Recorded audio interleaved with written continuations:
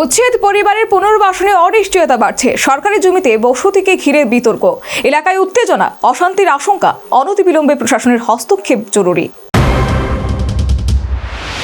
রাজধানী আগরতলার দক্ষিণ জয়পুরে উচ্ছেদ হওয়া 19টি পরিবার পুনর্বাসনের আশায় দীর্ঘদিন অপেক্ষা করছে। অভিযোগ, প্রশাসন আশ্বাস দিলেও স্থায়ী ব্যবস্থা করা হয়। বিকল্প ব্যবস্থা না হওয়ায় তারা সরকারি খালি জমিতে অস্থায়ী ঘর তুলেছে।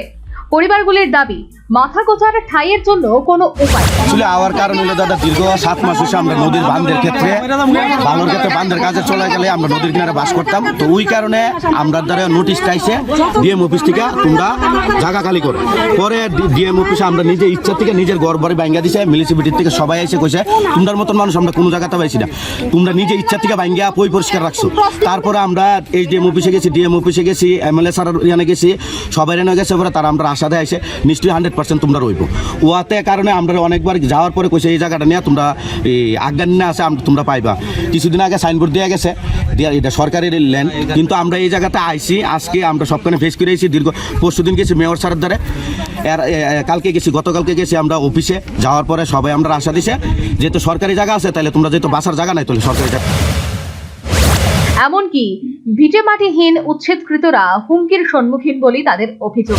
এখানে কি কারণে আসলেন? এখানে আমরা উচ্ছেদ করা হয়েছে, আমরা সরকারের থেকে কোনো হেল্প পাইছি না।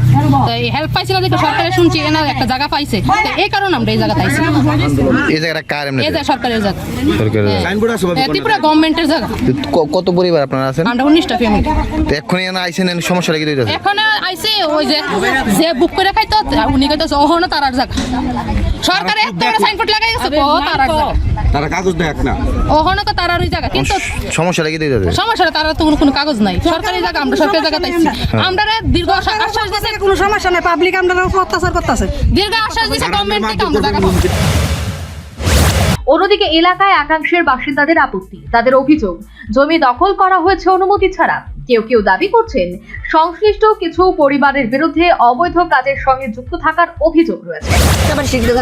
তারা এখানে ফ্যামিলি, কেউ আছে 3-4টা বিয়া বয়, কেউ আছে বাংলাদেশের থেকে বিয়া বই আবার এখানে সন্তান লইয়া বাস করে, কেউ আছে কট্টা খাওয়িন না, কেউ আছে নেশা প্রাণ করুন না, কেউ আছে সুর, একটা সুর যে আছে কুট্টা কইরা নামিরা 3-4 বার না কতবার যে সমস্যা হইছে জায়গাটা আপনারা নি না ওই সরকারের। এটা জায়গাটা তারা আসলো, এটা সরকারে হইছে। এটা মানে এতদিন পরে জানা গেল, তারা 40 বছর ধরে কইরা খাইতেছে, এতদিনে জানা হইছে এটা যে সরকারি।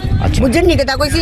তারাও গরিব মানুষ, 12 জন 15 জন মানুষ খাওয়িন না, এটা দিয়ে তারা চল্লা ফিরা খাইতো। ওখানে যে সারিটা তারা থেকে জোর জবস্ত নেওয়া হইতাছে, তারা এই পরবর্তীতে কিছু দেওয়া হইতাছে না। এটাও তো স্যার একটা কথা, এটাও তো স্যার একটা সরকারের জায়গা না তার নিজস্ব জায়গা?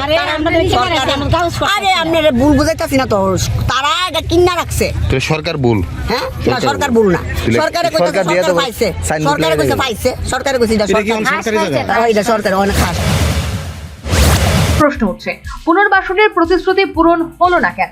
জমিটি নিয়ে প্রশাসনের স্পষ্ট অবস্থান কি? দুই পক্ষকে নিয়ে বৈঠক ডাকা হচ্ছে না কেন?